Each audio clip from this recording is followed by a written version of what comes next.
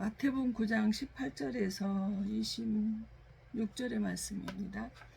예수께서 이 말씀을 하실 때 한 관리가 와서 절하며 이르되 내 딸이 방금 죽었사오나 오셔서 그 몸에 손을 얹어 주소서 그러면 살아나겠나이다 하니 예수께서 일어나 따라가심에 제자들도 가더니 12해 동안이나 혈적으로 앓는 여자가 예수의 뒤로 와서 그 겉옷가를 만지니 이는 제 마음에 그 겉옷만 만져도 구원을 받겠다 함이라. 예수께서 돌이켜 그를 보시며 이르시되 딸아 안심하라 내 믿음이 너를 구원하였다 하시니 여자가 그 즉시 구원을 받으니라. 예수께서 그 관리의 집에 가사 비리 보는 자들과 떠드는 무리를 보시고 이르시되 물러가라 이 소녀가 죽은 것이 아니라 잔다 하시니 그들이 비웃더라. 무리를 내보낸 후에 예수께서 들어가서 소녀의 집을 손을 잡으시며 일어나는지라 그 소문이 그 온 땅에 퍼지니라. 아멘. 우리 아림의 찬송 찬양 드시고 당신은 믿음이 있나요? 라는 제목으로 하나님의 음성 듣기를 원합니다.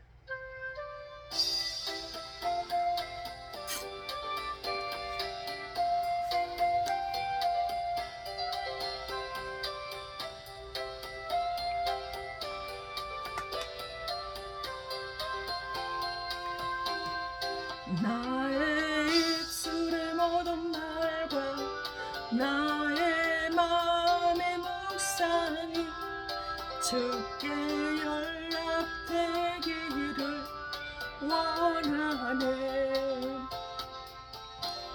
생명이 되신 주 반석이 대신 주 나의 입술의 모든 말과 나의 마음의 묵상이 주께 연락되기를 원하네. 나의 입술의 모든 말과 나의 마음의 묵상이 주께 연락되기를 원하네. 소망이 되신 주 능력이 되신 주 나의 입술의 모든 말과 나의 마음의 묵상이 주께 연락되기를 원하네. 아멘. 우리가 태어나서 삶을 살아내는 것이 점점 한 해, 두 해 이렇게 나이를 먹어가는 것이 뭐예요? 죽음의 길로 걸어가는 것과 마찬가지입니다. 그렇듯이 예수님께서도 공생의 사역을 시작하신 것은 십자가로 걸어가는 과정이라는 사실입니다. 이사야 34장 10 너희는 여호와의 책에서 찾아서 읽어보라. 이것들 가운데서 빠진 것이 하나도 없고 제짝이 없는 것이 없으리니 이는 여호와의 입이 이를 명령하셨고 그의 영이 이것들을 모으셨음이라 하였습니다. 하나님의 여호와의 책에서 읽어보는데 입이 명령하고 하나님의 영이 이 성경 66권을 기록하도록 모으셨다라는 거예요. 그래서 히브리 4장 12절은 하나님의 말씀은 살았고 운동력이 있어 좌우의 날선 어떤 검보다도 예리하여 홍과 영과 및 간절과 골수를 찔러 쪼개기까지 하며 또 마음의 생각과 뜻을 감찰하시나니 그랬어요. 내 생각이요 이 사역의 길을 걸어가면서 정말 그때는 아무것도 없는 상황, 빈털털이 정말 쌀 한 톨을 사기가 힘들어서 일주일에 저거 홉쌀을 팔아 먹는데도 한두 끼 정도밖에 먹을 수가 없었습니다. 근데 마음에 하나님께서 내 마음에 이것 좀 너무나 사역하는데 지치다. 이것 좀 먹었으면 좋겠다. 있었으면 좋겠다라고 하잖아요. 그러면요. 기도하시러 오시는 분들이 그들의 오면서 그들의 손에 그것이 들려져 와요. 즉 하나님이 내 마음의 생각과 뜻을 감찰하시는 거예요. 그러므로 우리가 하나님의 말씀은 디모데후서 3장 16절은 모든 성경은 하나님의 감동으로 된 것이라고 말씀을 하셨듯이 하나님의 말씀을 우리가 믿잖아요. 그 말씀은 믿음은 말씀을 들음으로 생겨난다 그랬어요. 믿음이 있는 사람에게는 사도행전 10장 44절에 성령의 말씀을 듣고 믿고 있는 그들에게 내려오신다라고 말씀을 하셨어요. 바로 오늘 본문의 말씀을 통해서 마태복음 9장 18절에 26절의 말씀은요. 챕터가 두 가지가 나와요. 한 소녀의 죽음과 혈루증을 앓는 여인에 대해서 나오게 되어져 있습니다. 그런데 이 말씀은 마가복음 5장 22절 이하에서 누가복음 8장 40절 이하에도 이 한 소녀의 죽음과 혈루증 여인에 대한 이야기가 똑같이 세 군데에서 나오고 있습니다. 바로 그만큼 중요하다는 이야기가 아닐까요? 요한복음 5장 39절에는 예수님께서 이 모든 성경은 나에 대해서 증언하는 것이라고 그랬어요. 즉 모든 성경을 쥐어짜면 예수님의 부활 사건에 대해서 우리들에게 가르쳐주고 있습니다. 그런데 마태복음 9장 18절에 뭐라 그래? 예수께서 이 말씀하실 때 한 직원이 왔다 그랬어. 와서 절하고 가더래. 먼저 하나님께 나아가야 되겠죠. 내 딸이 방금 죽었어 오셔서 그 몸에 손을 얹으소서 그리하면 살겠나이다. 예수께 하나님의 한 직원이 예수님 앞에 나와서 죽은 자기 딸을 살려달라 그래요. 예수님이 손을 얹으면 와서 안수를 해주시면 살아나겠노라고 이렇게 고백하고 있어요. 근데 예수님께서 아무 말씀도 안 하시고요. 예수님께서 그냥 일어나 따라가십니다. 아니 그렇다 이렇다 저렇다 한 말씀 침묵하고 그냥 따라가시는 거예요. 근데 20절에는 보면 또 혈루증으로 앓는 여자가 예수님이 뒤로 와서 여기도 마찬가지로 예수님께 뒤로 왔다는 거예요. 와서 그 겉옷가를 만지니 그랬어요. 근데 그 3년 6개월 동안 하늘이 닫혀서 비가 오지 않았을 때 엘리야가 열왕기상 18장 30절에 뭐라고 말을 해요? 엘리야가 모든 백성을 위하여 향하여 이르되 내게로 가까이 오라. 백성이 다 저에게 가까이 오면 저가 무너진 여호와의 단을 수축하되 그랬어요. 지금 혈루증 여인들이 회복하려면 여호와께 가까이 먼저 와야 돼요. 그러니까 여기서 지금 와서 직원이 와서 혈루증 여인이 와서 예수님께 나아왔다라는 거예요. 그러니까 엘리야는 뭐라 그래? 가까이 하나님께 나와서 뭐 하라는 거예요? 이제는 무너진 예배단을 수축하라, 회복하라는 거예요. 치료하라는 수축은 라파라고 그래서 치료입니다. 회복을 원한다면 예배 자리로 나오라는 거예요. 에베소 23절에 교회는 주님의 몸이라고 했어요. 주님의 몸 속에 그 속에 내가 나와야 된다라는 거예요.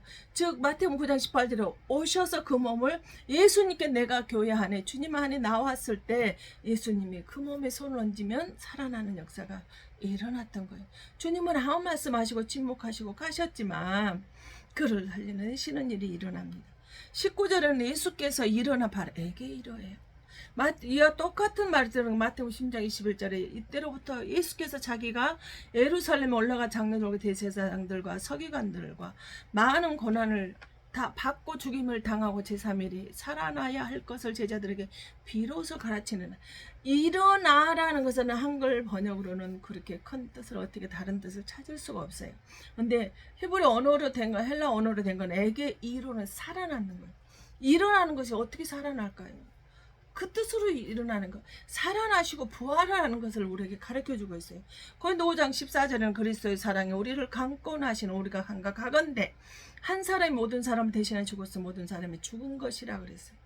예수님이 대신 이 혈루증에 부정한 여인이든 죽은 시체 한 소녀의 죽음도 부정한 것을 대신 짊어지시고 에게이로 그들이 예수님의 죄를 다 짊어지니 그들이 살아났다라는 거예요. 예수님이 십자가에서 죄를 담당하시고 죽으시고 분이 바로 부활하신 사건이 바로 에게이로라는 사실입니다. 즉 예수님이라는 거예요. 마태복음 10장 9절은 저희가 산에서 내려올 때에 예수께서 명하여 가르쳐 인자가 죽은 자 가운데 살아나기 전에는 본 것을 남에게 돌리지 말라. 살아난대요. 마가복음 9장 25절에도 소녀야 일어나라. 애기로 십자가에 죽으심을 지심으로 부활하셔서 나에게 보이심을 바로 부활을 우리에게 말해주고 있습니다. 바로 애기의 이루가 누구를 의미하는 거예요? 예수님을 우리한테 가르쳐주고 있습니다. 예수라는 사실을 일어나는 것이 살아나는 것을 부활을 우리에게 예수님이라는 걸 우리에게 말해주고 있습니다. 율법 시대는 예수님이 죽은 자에게 손을 얹으시면 죽는 것이 율법입니다. 근데 바로 예수님이 스스로가 시체에 손을 대시고 또 부정한 치시고 죽은 소녀를 살리심이 바로 부활임을 우리에게 말해주고 있는 거예요.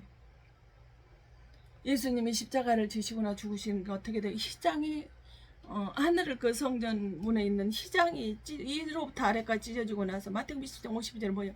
무덤 문이 열리며 자던 성도들의 몸이 많이 일어나대. 53년 예수의 부활 후에 저희가 무덤에서 나와서 거룩한 성에 들어가 많은 사람이 보이니라 그랬어요. 무덤 문이 열려 예수님이 십자가에 죽으시고 나니까 무덤 문이 열리게 되어져 있는 거예요.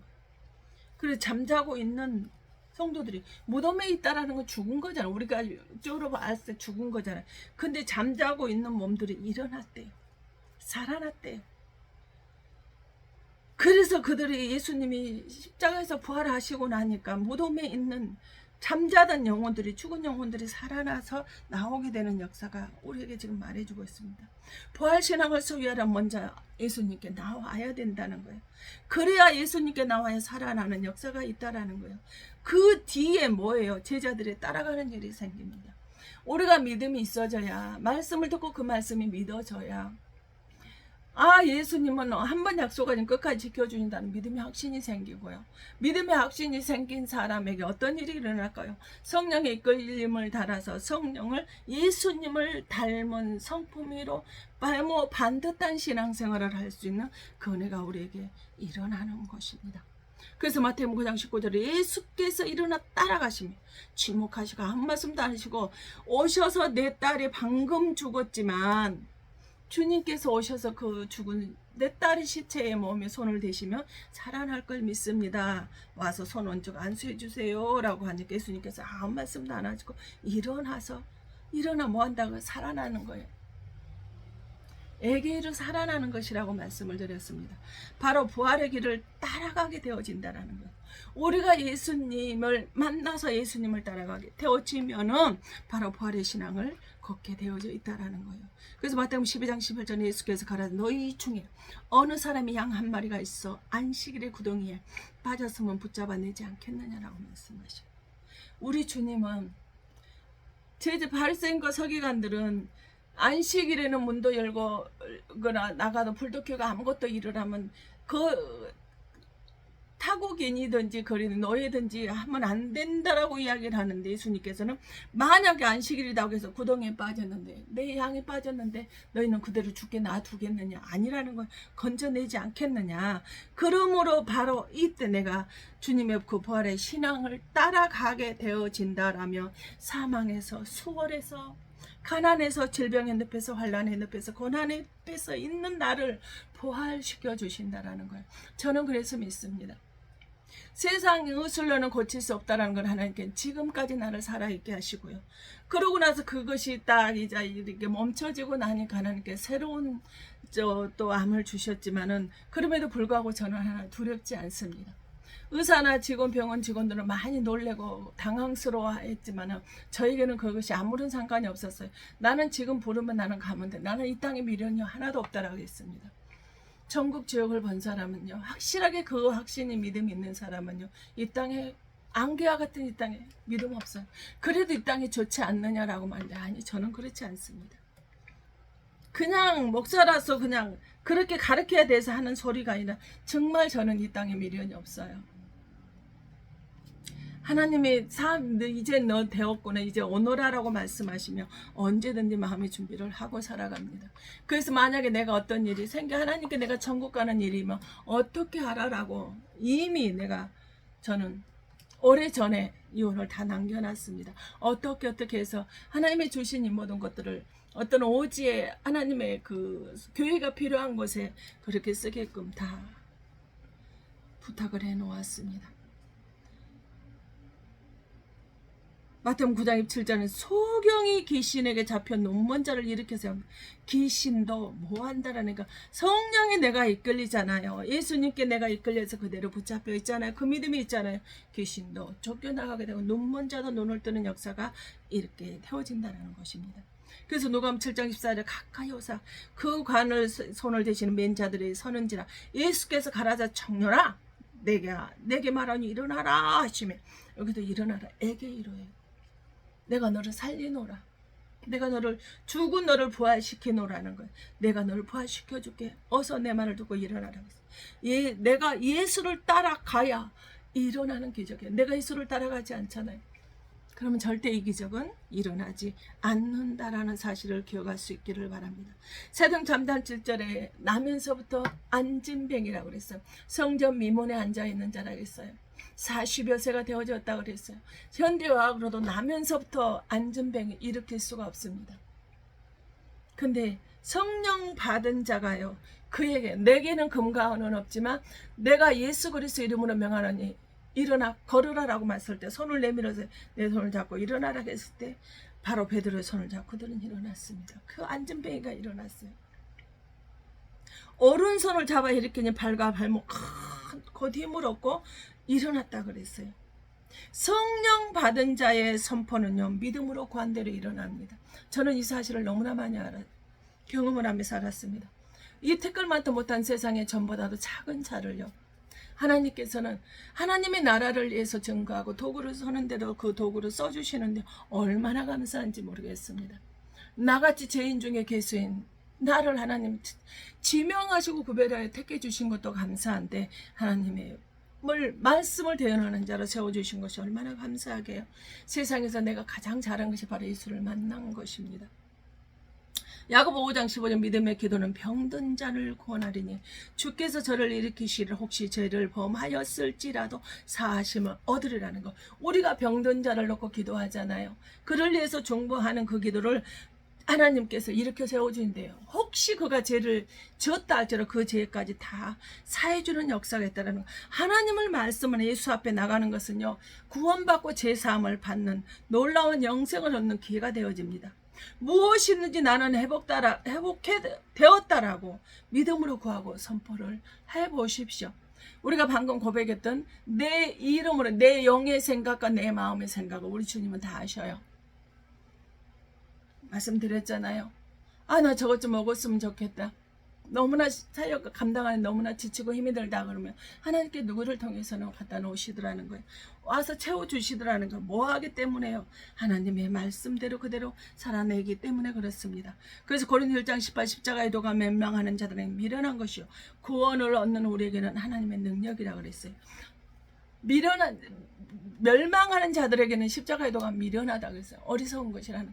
그들은 저렇게 미련하는 세상 지식만 가지면 뭐하냐고 욕하지만요. 구원받는 우리에게는 영원한 생명의 말씀인 거예요. 천국 갈 수 있는 길인 거예요. 지옥에서 생명으로 이루어지는 천국 백성이 되는 놀라운 은혜가 되는 하나님의 능력의 말씀이라는 것이에요. 그래서 마태복음 1장 20일 자기 백성을 죄에서 구원하시려고 우리 주님은 이 땅에 오셨습니다. 나를 구원하기 위해서 오셨단 말이에요. 요한일서 3장 8절에는 예수님이 이 땅에 오신 것은 마귀를 멸하려고 심판하려고 이 땅에 오셨단 말이에요. 십자가가 바로 우리에게는 능력이죠. 멸망하는 자들에게는 심판이라는 거예요. 우리에게는 구원이에요.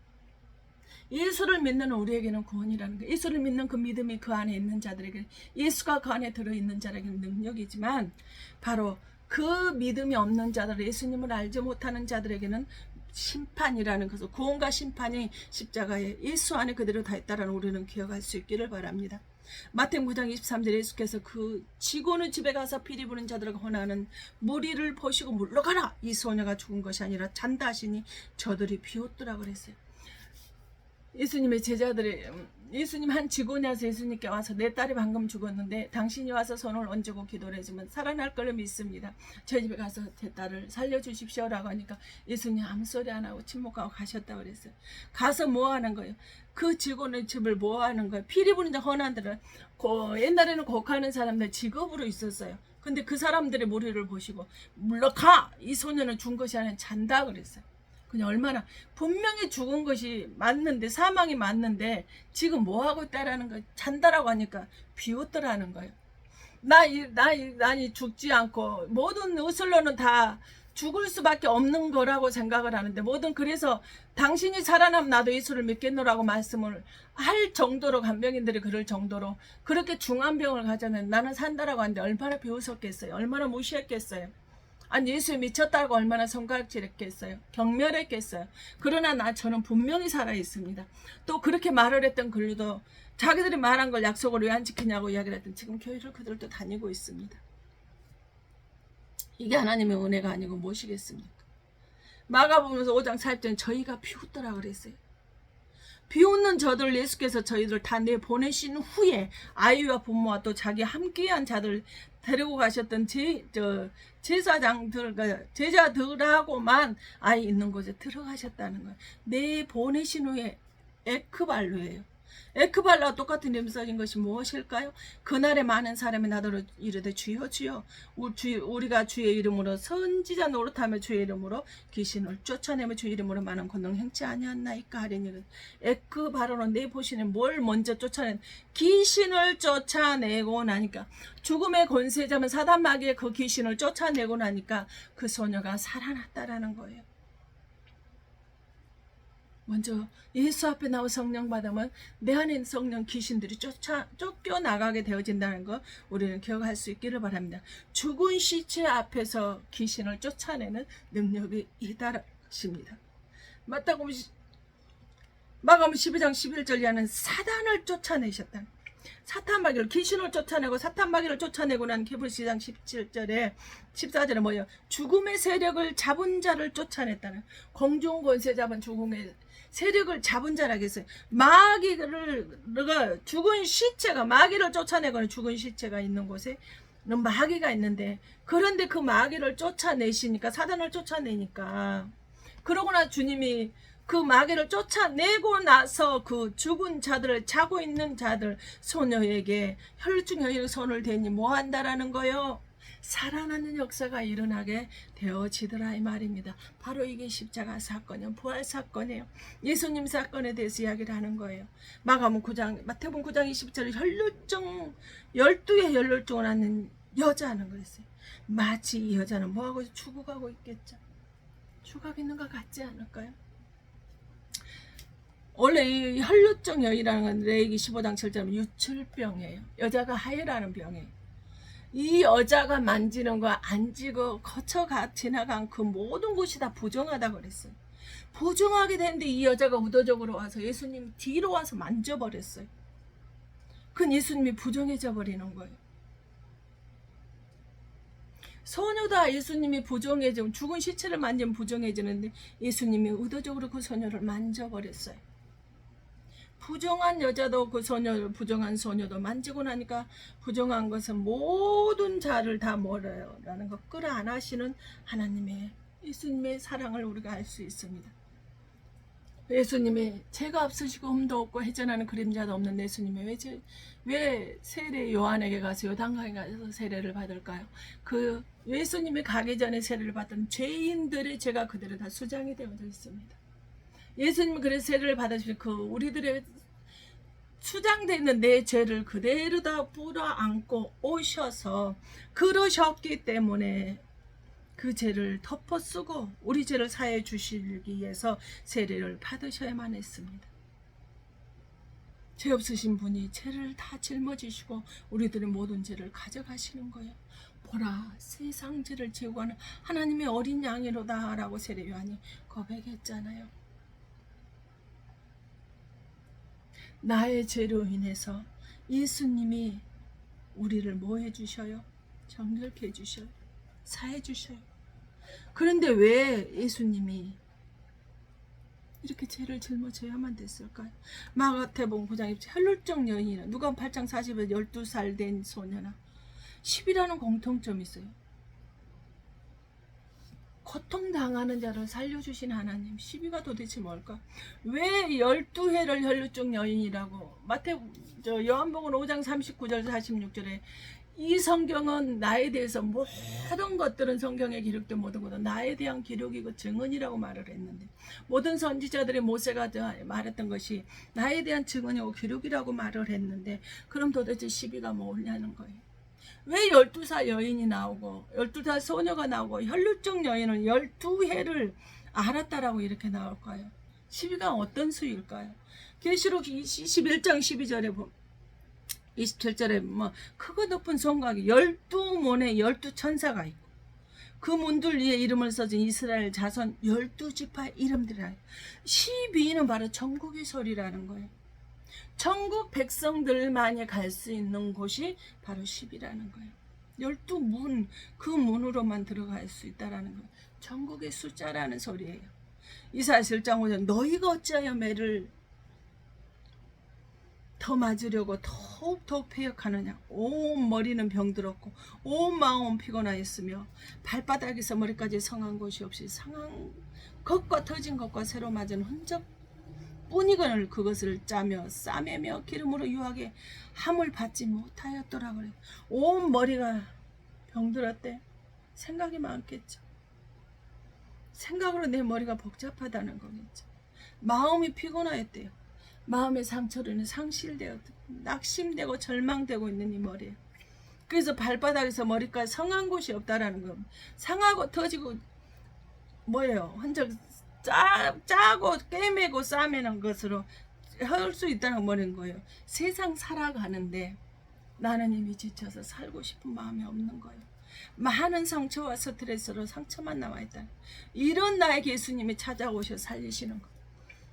저도 마찬가지예요. 예수님 정말 자살을 여러분 예수님 믿기 전에 정말 살고 싶지 않았어요. 그런 나에게 하나님은 나에게 불쌍히 여기시고 찾아오셔서 나는 예수님을 모르면 예수님은 나를 창세전에 복중에 우리 어머니 복중에 들어가기 전에 나를 지명하시고 구별시키셨어요. 또 그것만 주신 게 아니라 내 영안에 열어주셨어요. 그 어린애에게 볼 수 있는 남들이 볼 수 없는 깨닫지 못하는 것을 꿰뚫어 볼 수 있는 영안을 주셔서요. 참 그래서 너무나 9살 때 이미 나는 말을 함부로 하면 안 된다라는. 그래서 그들은 내 입에서 나가는 대로 내 말의 삶과 생각을 감찰하시는 구주이며 그대로 되어져 버리기 때문에 정말 말을 조심하며 살아낼 수밖에 없었습니다.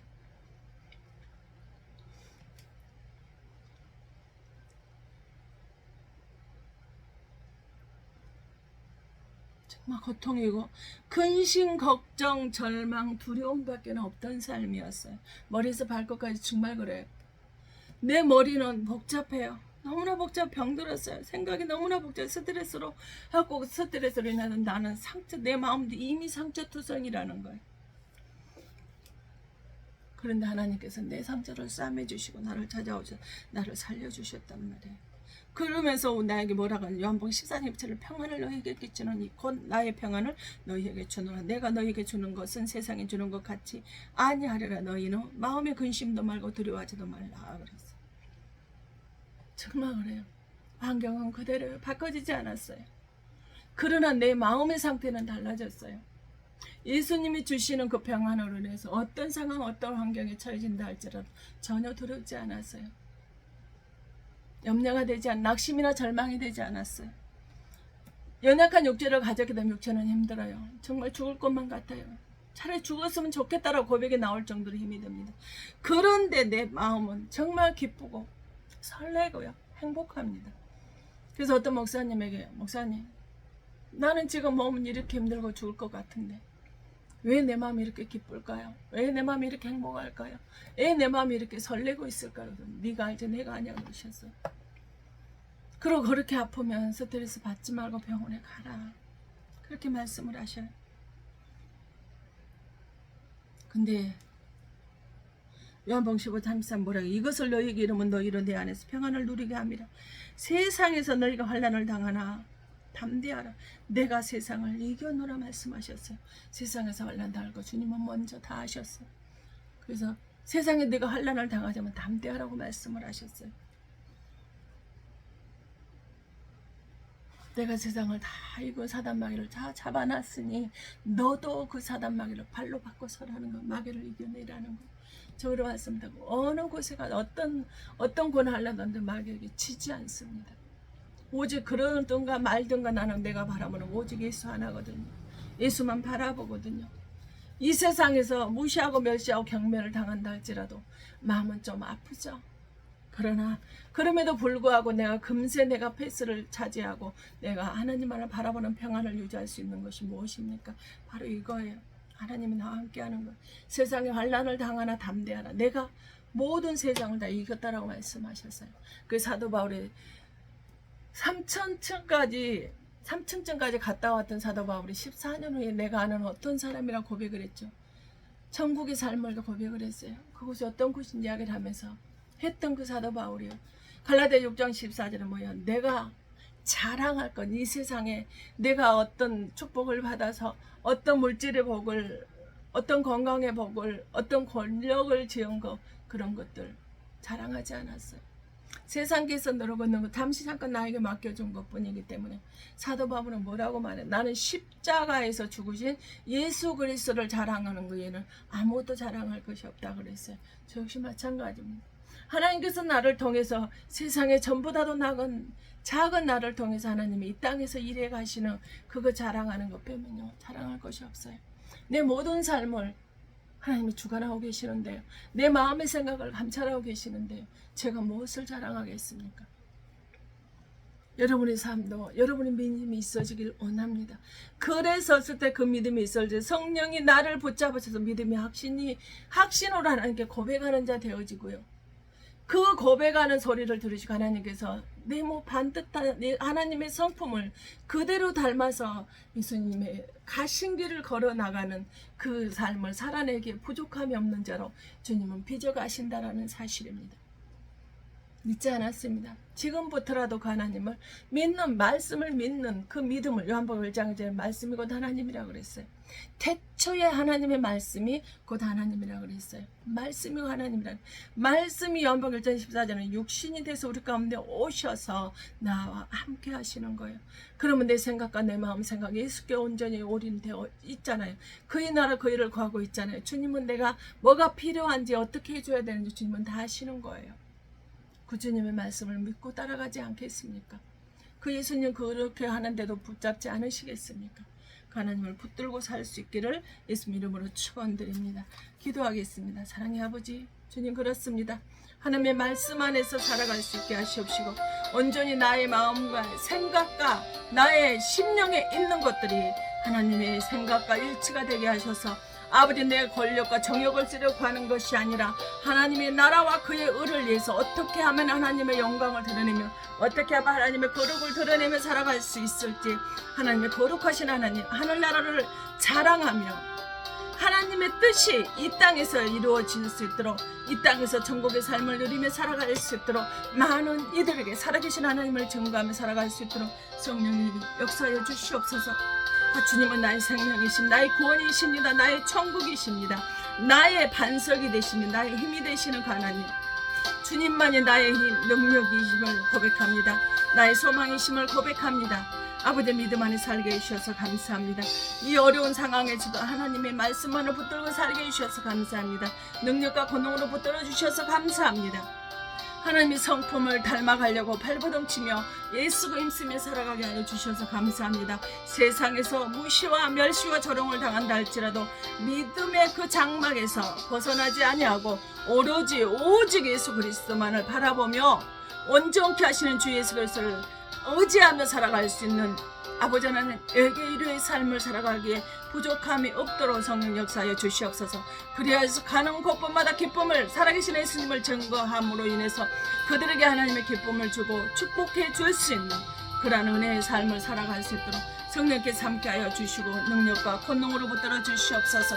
그래야 할 때 아버지는 죽음의 세력을 잡은 공중 권세들이 오는 사자같이 벌벌 우리를 달려온다 할지라도 12살 먹은 소녀나 혈루증 여인처럼 하나님의 천국에 가서 살아갈 수 있는 그 은혜가 내게 내려지게 되어질 줄을 믿사옵고, 아버지 하나님께서 길이요 진리요 생명 되시며 다시 오마 약속하신 주의 은혜와 놀라운 은총과 능력과 권능의 역사가 함께 하여 주심을 감사하며, 살아계시고 역사하셔서는 주 예수 그리스도 이름 받들어 감사하며 기도하옵나이다. 아멘.